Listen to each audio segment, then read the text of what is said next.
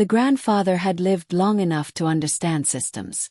He believed in order, in showing up on time, in doing what was required even when no one was watching. He was the kind of American man whose dignity was built quietly, through decades of consistency rather than moments of recognition. People described him as dependable, polite, and unremarkable in ways that made him easy to overlook. He never demanded space. He simply occupied it with care. The building where it happened did not feel hostile. Fluorescent lights hummed softly above polished floors. Desks were arranged in careful rows. The air smelled faintly of paper and recycled breath.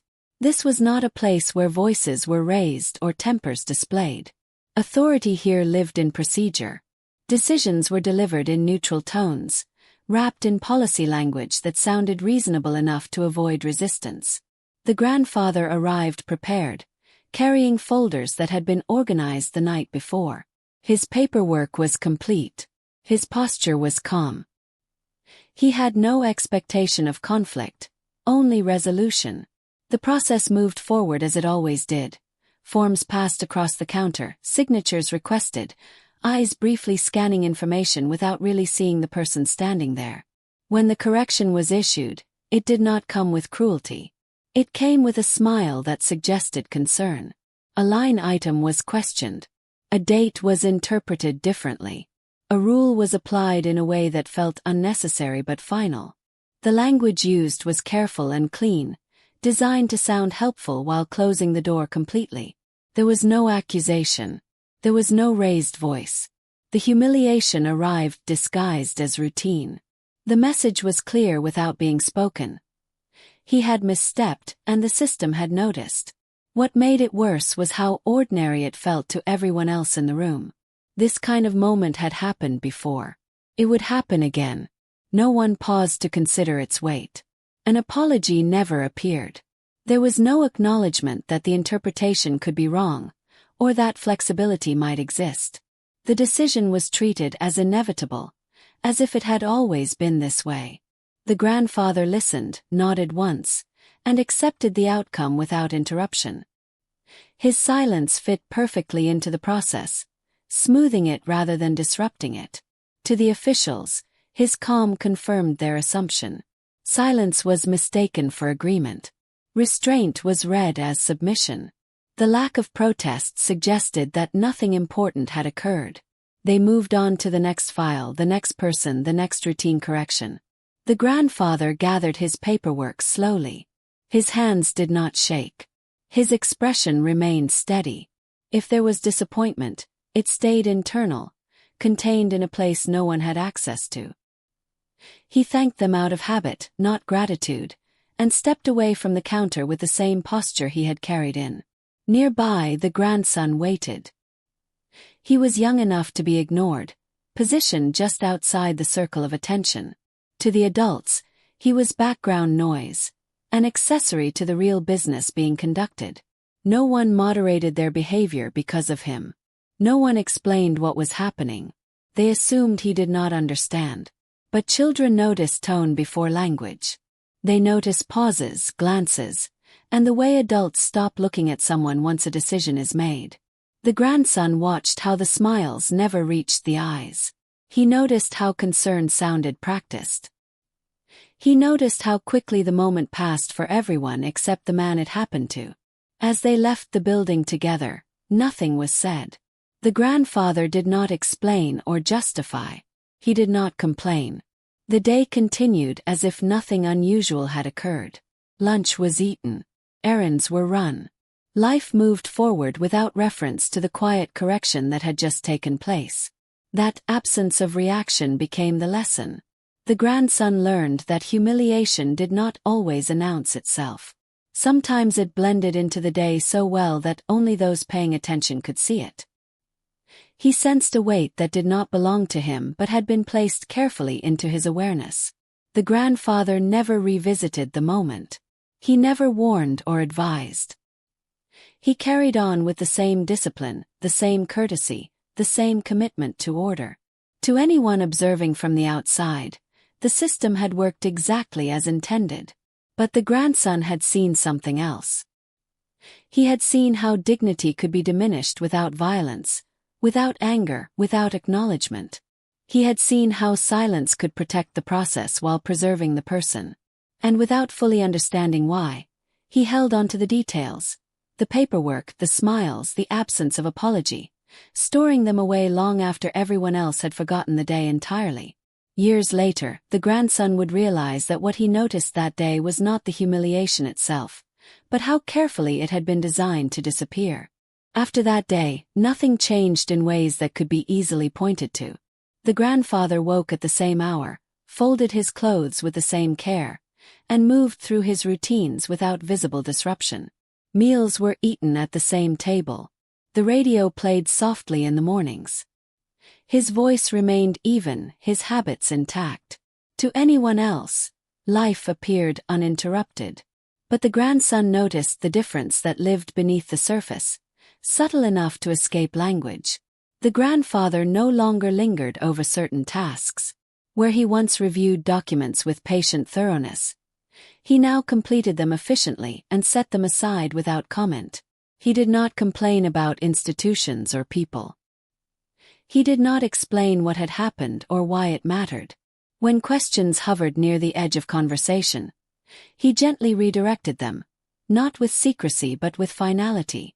The matter had been closed, at least in words. What struck the grandson was not bitterness, because there was none. There was no resentment carried into the home, no sharpness in the grandfather's tone, no withdrawal of warmth. If anything, he became softer in certain ways, more deliberate with kindness, as if choosing where his energy would go. The absence of anger confused the child. He had expected tension, perhaps even frustration. Instead, he found composure. No explanation was offered to the family. The adults spoke around the subject without touching it. When references surfaced indirectly, they were smoothed over quickly, replaced by safer topics. The silence was collective, not imposed, as though everyone sensed that naming the moment would give it more power than it deserved. The grandfather never corrected that instinct. He allowed the silence to stand. For the grandson, this quiet became a lesson without instruction. He watched how humiliation did not demand expression to remain real.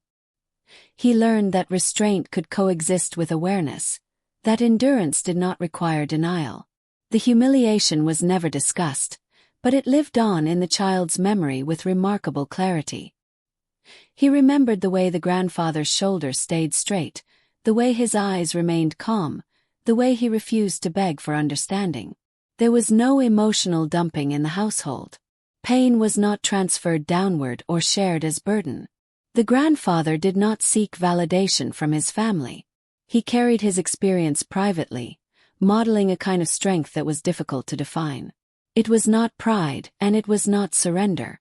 It was something quieter, steadier. The grandson began to notice how adults used silence differently. Some silences were evasive, meant to hide. Others were protective, meant to preserve dignity. The grandfather's silence belonged to the second kind. It was chosen, not forced. And that choice left an impression far deeper than any explanation could have. As time passed, the child found himself replaying the memory unexpectedly. During ordinary moments, waiting in line, watching adults speak to each other with practiced politeness, something felt off. He recognized the same smiles he had seen before, the same tone of concern that did not quite match the situation. He began to sense when a process was being prioritized over a person, even when no one else seemed disturbed. The grandfather continued his life without visible grievance. He fulfilled responsibilities, offered help when asked, and declined attention he did not need. There was grace in his movements, an acceptance that did not erase what had happened but placed it carefully behind him. The child absorbed this posture slowly, learning patience not as passivity but as control. In moments of closeness, the grandson wanted to ask questions. He wanted to understand why the grandfather had not pushed back, why he had accepted the outcome without protest. But each time the questions stayed unspoken. Something about the grandfather's calm suggested that answers would arrive when they were useful, not when they were demanded. That understanding shaped the child's emotional world. He learned to sit with discomfort instead of reacting to it. He learned that not every wrong required immediate correction, and that some truths needed time to surface. The absence of dramatic response made the lesson deeper, embedding it into the way he interpreted the world. The humiliation itself faded from conversation entirely, but its contours remained sharp in memory. The grandson carried it quietly, not as anger but as awareness. He did not yet have language for what he had learned, only a growing sense that silence could hold intention, that patience could be active rather than passive. As the years moved forward, the child began to understand that forgiveness did not always mean forgetting. The grandfather had accepted what happened without letting it define him, but he had not erased it. The difference mattered. It taught the grandson that memory could exist without resentment, that dignity could survive without acknowledgement. One evening, watching his grandfather review papers at the kitchen table with the same careful attention he had always shown, the grandson felt a shift. He realized that silence was not empty. It was full of decisions, boundaries, and quiet resolve. And in that moment, he understood something that would guide him long after childhood had passed. The silence did not mean the past was gone. It meant it was being carried deliberately and intact. The grandson finally understood that silence was not forgiveness. It was memory waiting for the right moment to speak. Time moved forward in ways that felt both steady and disorienting. Childhood softened into adolescence, and adolescence gave way to adulthood with the quiet inevitability the grandfather had always respected. The grandson grew into his own routines, his own responsibilities, and eventually his own professional environment. He learned how to dress for meetings, how to speak with restraint, how to read a room before offering an opinion. On the surface, his life unfolded like many others around him, shaped by ambition, effort, and the hope of stability. Yet memory traveled with him, unchanged by time. It did not intrude daily, nor did it demand attention. Simply existed, stored carefully, waiting. The humiliation he had witnessed as a child had aged differently than emotion. It had shed its sharpness but retained its clarity. What remained was not pain but understanding still in progress. In his professional life, the grandson encountered systems that felt familiar long before he could explain why. Offices filled with neutral colors, language polished to sound supportive while remaining non-committal, procedures that valued consistency over context. He noticed how authority presented itself as helpful concern, how decisions were framed as unavoidable outcomes rather than choices.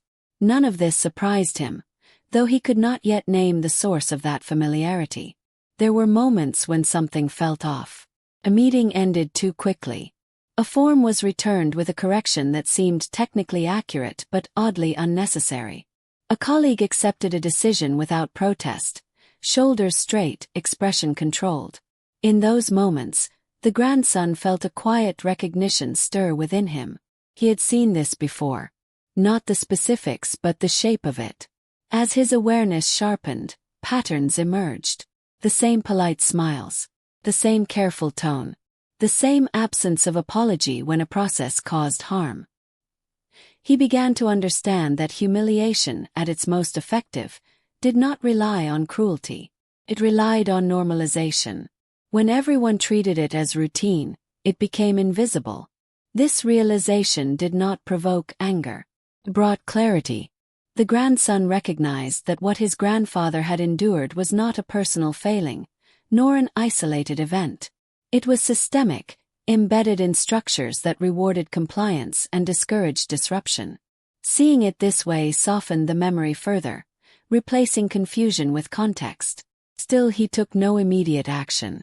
There was no urge to confront or correct. He understood, perhaps instinctively, that reaction would satisfy nothing. The lesson he had absorbed as a child returned with greater definition. Observation mattered more than speed. Silence could be strategic, not submissive. So he watched and waited. He paid attention to how decisions were made, how records were kept, how accountability was distributed unevenly. He learned the language of policy, the rhythm of approvals, the importance of timing. Each experience added a layer to his understanding, connecting present moments to past impressions. The long game began without ceremony. It was not fueled by revenge or even justice as others might define it. It was guided by patience and a quiet sense of responsibility, to memory, to truth, to the dignity he had seen modeled years ago. The grandson carried himself carefully, aware that visibility could disrupt the very patterns he needed to understand fully. There were times when restraint felt heavy. Watching others accept outcomes that felt misaligned stirred a familiar discomfort. But he resisted the urge to intervene prematurely. He remembered how the grandfather had chosen composure over protest, not because he lacked courage, but because he understood cost. Over time, the grandson noticed that systems assumed forgetfulness. They relied on turnover, on people moving on memories fading. Procedures repeated themselves with confidence, trusting that no one would connect the dots across years. That assumption became increasingly visible to him, and with it came a sense of quiet resolve.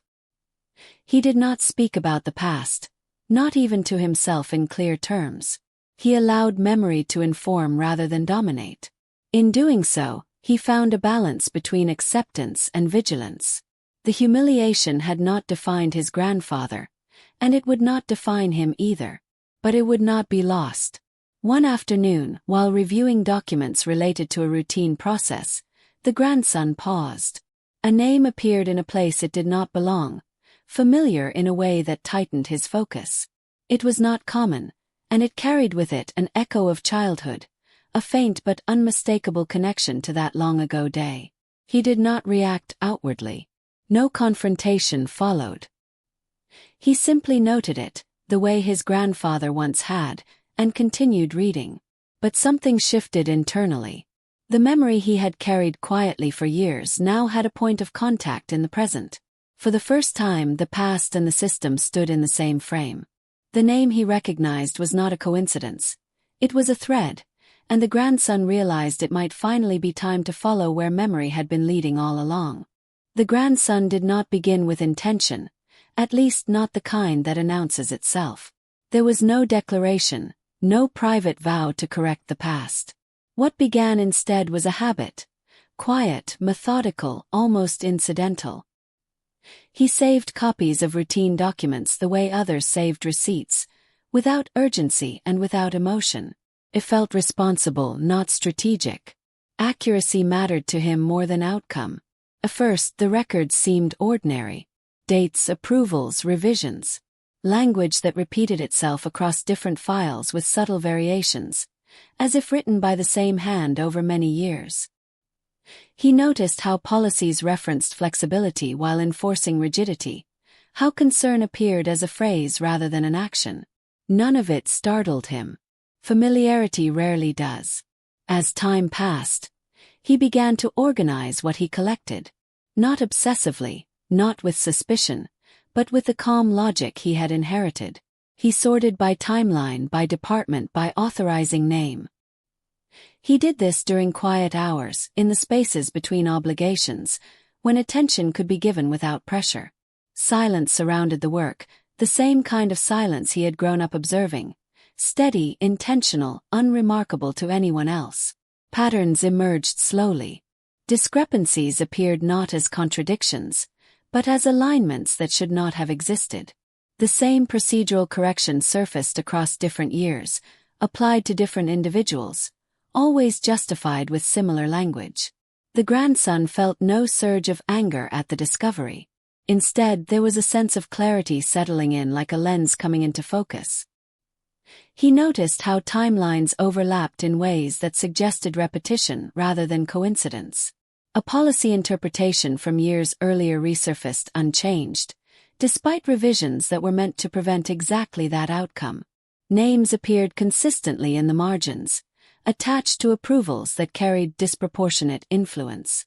The system had memory, even if it pretended not to. What mattered most was the absence of emotional motivation. The grandson was not trying to prove harm or assign blame. He was documenting behavior, nothing more. Accuracy became its own form of protection. Each record stood on its own, requiring no narrative to support it. Together, they formed a quiet archive of consistency that could not be dismissed as misunderstanding. Paperwork had a way of speaking without voice. It did not argue. It did not demand acknowledgement. Simply existed, patient and exact. The grandson trusted this quality. He trusted that truth, when allowed to remain intact long enough, did not need amplification. There were moments when he paused, unsure whether to continue, not because of fear but because of respect for the weight of what documentation could become. He remembered the grandfather's composure, the way restraint had preserved dignity. He mirrored that restraint now, refusing to let anticipation distort observation. Silence accompanied every step. No one knew what he was collecting. No one needed to. The work was internal, guided by timing rather than urgency. He understood that premature exposure would fracture the integrity of what he was building. The documents needed to remain untouched by reaction, just as the memory they stemmed from had. As his collection grew, so did his understanding of scale. What had once felt personal now revealed itself as procedural. The humiliation from years ago was not an anomaly.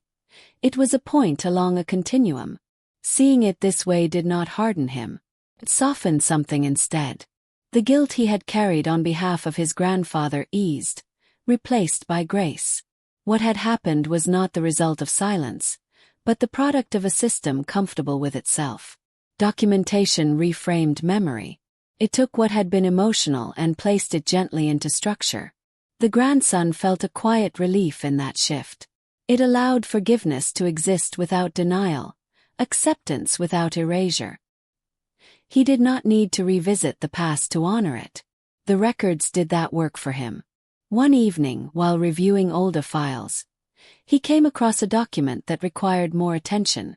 It was older than most, archived under a classification that suggested finality.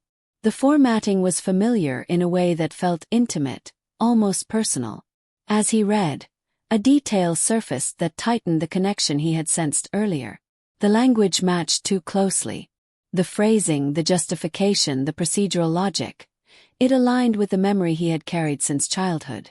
The timeline intersected precisely with the year the grandfather had stood silently at a counter, accepting a decision without apology. The grandson did not react. He did not feel vindicated or shaken.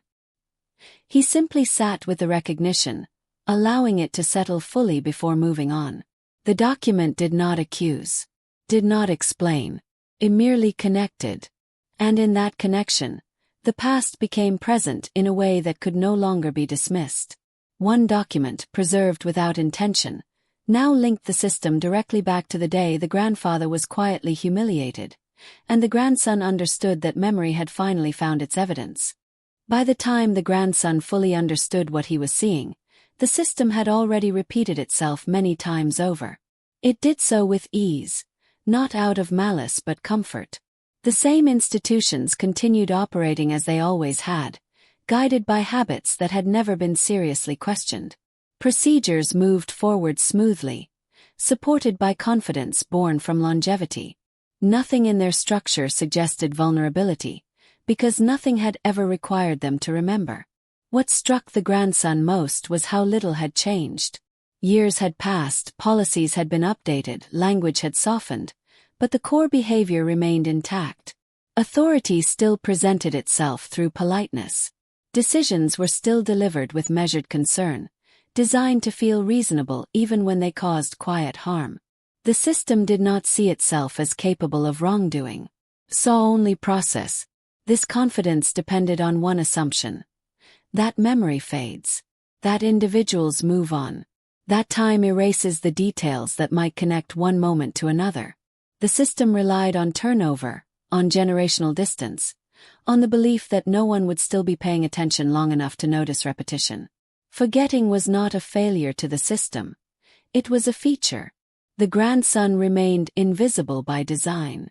He did not disrupt workflows or challenge authority. He asked appropriate questions, accepted explanations, and thanked people for their time. His presence fit neatly into expectations. He was neither threatening nor memorable, and that was precisely what allowed him to see clearly. The system had no reason to adjust its behavior around him. Smiles continued to circulate freely. Conversations opened with concern and closed with reassurance. There was a practiced warmth in these exchanges, a professionalism that felt genuine on the surface. The grandson observed how easily courtesy replaced accountability, how tone substituted for substance. No one suspected that observation itself could become a form of participation. What became evident was the system's confidence without awareness. It did not imagine itself being studied. It did not consider the possibility that its patterns could be traced across time. Each decision was treated as isolated, justified within its own narrow context. The idea that someone might be connecting these moments quietly did not exist within its framework. This realization did not provoke bitterness. Instead, it brought a strange calm. The grandson felt a deepening sense of acceptance, not of the system's behavior, but of its predictability. Once understood, its movements were no longer confusing. They followed logic, even if that logic was flawed. Seeing this clearly removed the need for urgency. He recognized that the system's greatest strength was also its weakness.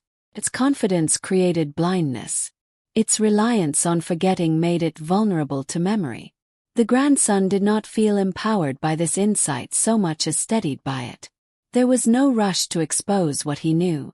The system would reveal itself in time, just as it always had. He continued to document quietly, allowing the system to behave naturally. There was no need to provoke or pressure. Each repetition added clarity, not tension. The grandson understood now that confrontation would only alert the system to adjust temporarily.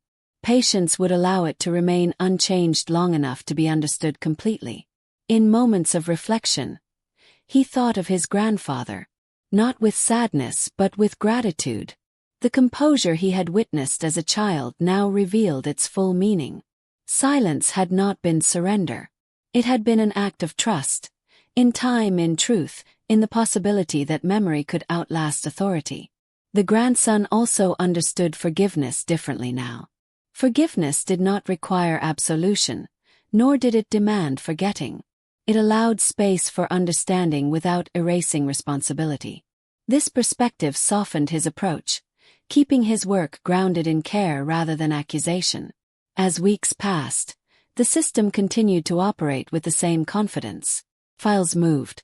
Decisions were finalized. Smiles reassured those affected that everything was handled properly. The grandson watched it all unfold with a patience that felt earned. He no longer questioned whether what he was seeing mattered. He knew it did, even if no one else did yet. What surprised him was how little effort the system made to hide. It did not need to. Its authority had never been challenged by memory before. That assumption created a sense of inevitability around its actions, as though repetition itself proved legitimacy. One afternoon, as he reviewed a familiar process unfolding once again, the realization settled fully. The system was not careless. It was confident. And that confidence rested entirely on the belief that no one remembered long enough to connect past to present. The grandson closed the file gently, feeling neither anger nor triumph. Only clarity remained. In that moment, he understood the system's deepest assumption, that everyone forgets, and realized it had never considered what happens when someone remembers everything. The grandson understood something that could not be explained quickly, even to himself. Acting too early would not correct the system, it would protect it. Premature resistance would invite surface adjustments, temporary sensitivity, and quiet dismissal. The structure would acknowledge the disruption just long enough to neutralize it, then return to its familiar rhythm. He had seen this pattern before, not only in documents but in human behavior. Reaction created camouflage. Patience revealed truth. So he waited. This waiting did not feel passive. It required discipline, restraint, and an acceptance that clarity could not be rushed. Each day he chose silence deliberately, not out of fear but out of respect for timing. He continued his work, met expectations, and maintained the same measured presence that had rendered him invisible before. The system did not sense threat because none was announced. Alignment mattered more than momentum.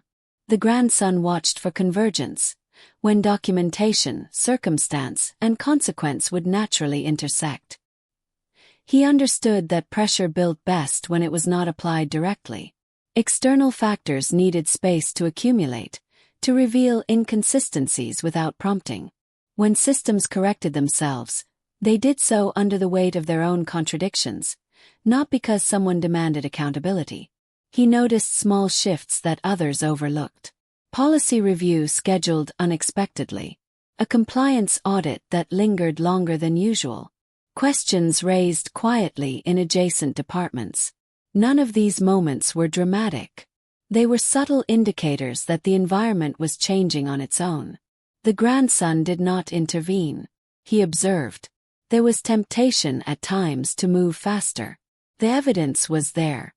The patterns were clear. But he remembered the grandfather's composure, the way dignity had been preserved by not forcing recognition.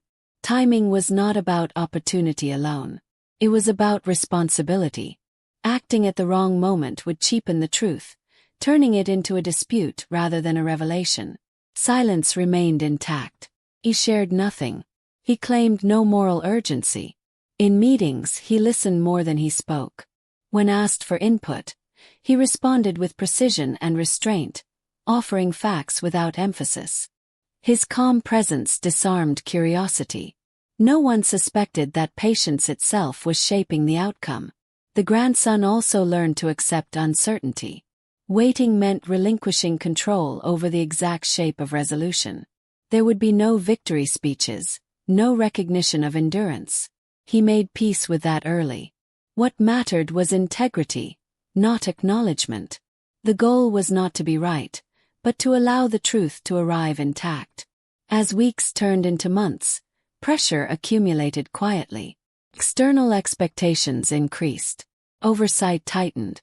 The system began responding to its own signals, adjusting without understanding why. The grandson recognized this phase as critical.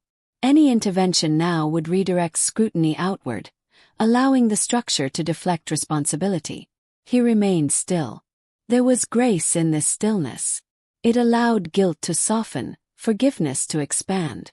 The grandson no longer carried the memory of his grandfather as a wound that needed closure. It became a guide, reminding him that endurance could be generous, that acceptance did not mean complicity. Waiting honored the past without reopening it. He reflected often on the nature of accountability. True accountability did not arrive with noise. It emerged when systems confronted themselves, when evidence aligned too clearly to ignore. The grandson trusted that alignment more than any single action he could take. His role was not to force consequence, but to ensure readiness when consequence arrived. No bragging followed his patience. There was nothing to claim. The work remained internal, almost invisible, sustained by quiet confidence rather than certainty. He accepted that the outcome might not unfold exactly as imagined. That acceptance brought relief. It freed him from the need to control narrative or timing. Then, without announcement, something shifted. A routine inquiry expanded unexpectedly. Documentation he had preserved was requested through formal channels, not from him directly but as part of a broader review. The system did not sense exposure yet, only procedure. The grandson recognized the moment immediately, not with excitement, but with calm acknowledgement. The timing had arrived because it no longer depended on him. He did not intervene or accelerate the process.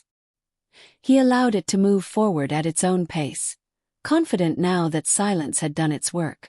The alignment he had waited for was present, quiet, undeniable, and self-sustaining. In that stillness, he felt a gentle release.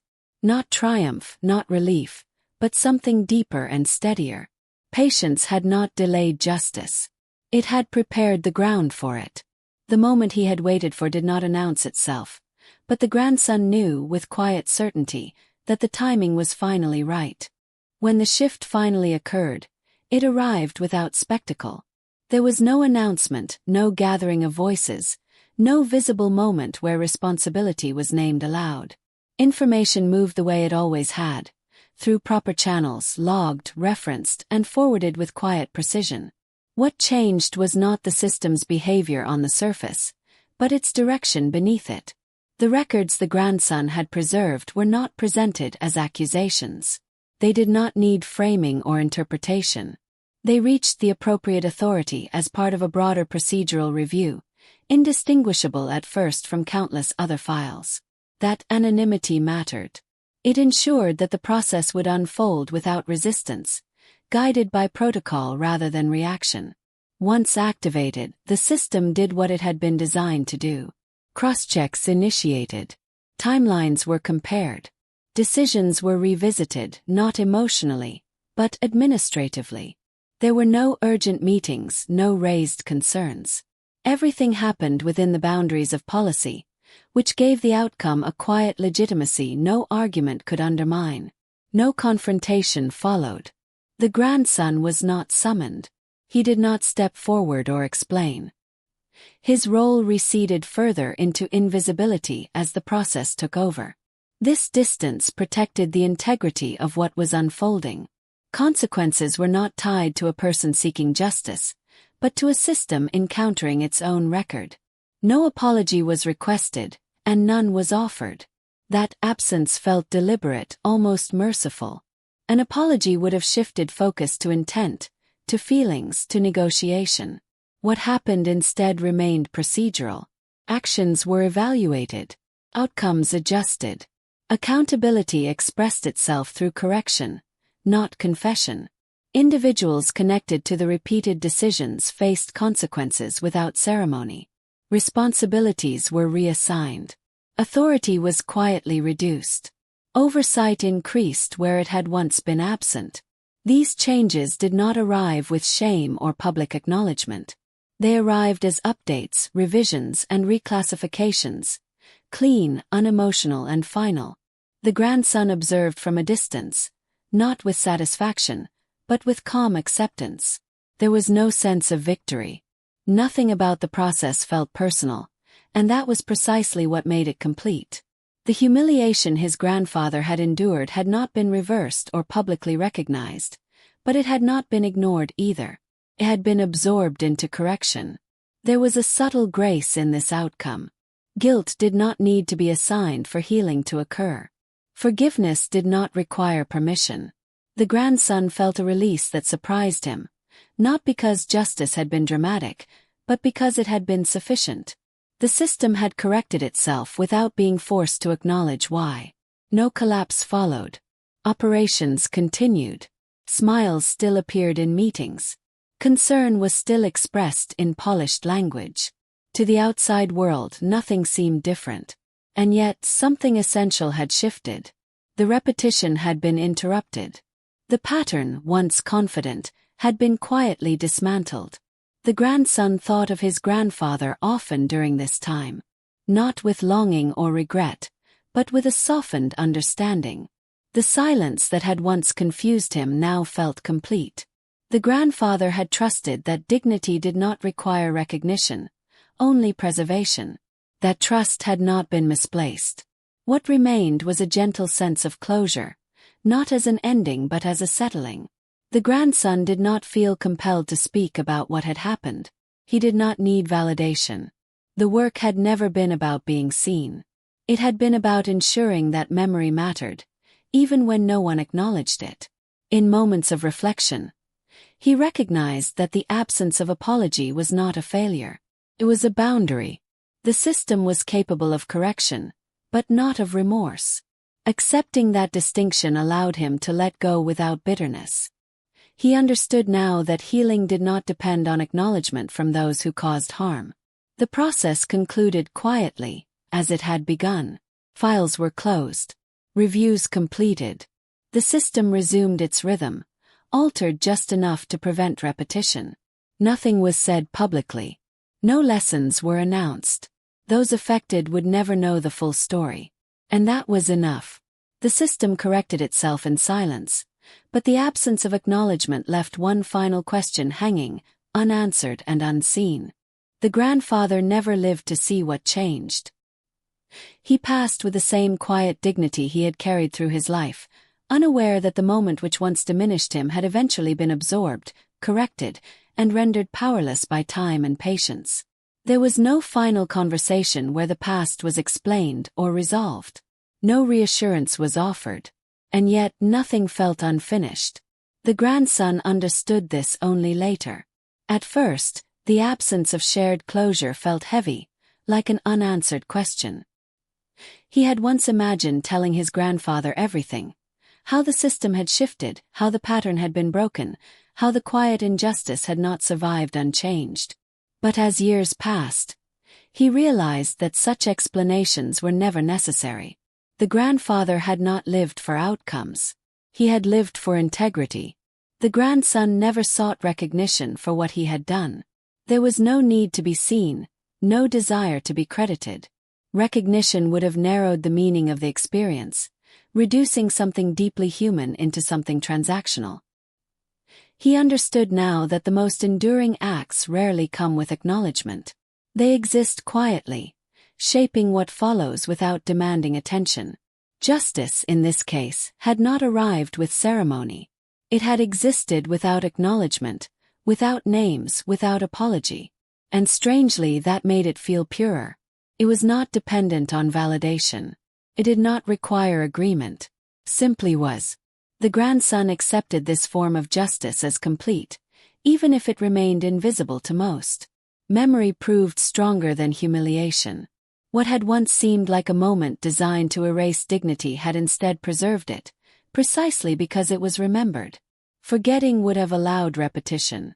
Memory prevented it. The grandson carried this understanding forward, recognizing that remembrance itself could be an act of care. Silence, he learned, was not the absence of power. It was its refinement. Reaction burned quickly and demanded resolution.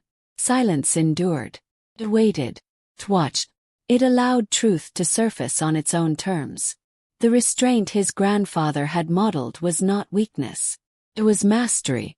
There were days when the grandson still felt the pull of reaction, the temptation to speak loudly when something felt wrong. But experience had taught him another path. He chose patience not because it was easy but because it was effective. He chose acceptance not because it excused harm, but because it freed him from being shaped by it. What remained was a deep sense of calm, rooted in understanding. Guilt no longer lingered. Grace had replaced it.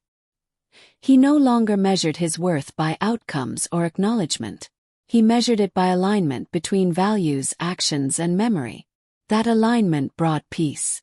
The story of his grandfather lived on, not as a cautionary tale, but as a quiet compass. It reminded him that dignity does not depend on fairness, and control does not require cruelty. Restraint wins not by overpowering, but by outlasting. He noticed how often the world rewarded noise. How frequently attention gravitated toward outrage, spectacle, and confrontation. And yet, the most meaningful shifts he had witnessed occurred without any of those things. They occurred through documentation, patience, and timing. Through people who remembered when others forgot. This understanding changed the way he moved through life. He listened more closely. He reacted less quickly. He trusted time without surrendering responsibility. In doing so, he honored his grandfather more fully than any explanation ever could have. The past no longer felt heavy, felt instructive. The humiliation that once threatened to define a life had instead shaped a legacy of restraint, empathy, and quiet strength. The grandson carried that legacy forward, not as burden but as inheritance. And perhaps that was the truest resolution of all. Because in the end, the story was never about humiliation. It was about what survived it. If you've ever stayed silent and wondered whether it mattered, remember this. Systems survive on forgetting, but change begins with those who remember. Your patience, your restraint, your memory. These are not weaknesses. They are quiet power. And one day, without noise or recognition, they may change more than you realize.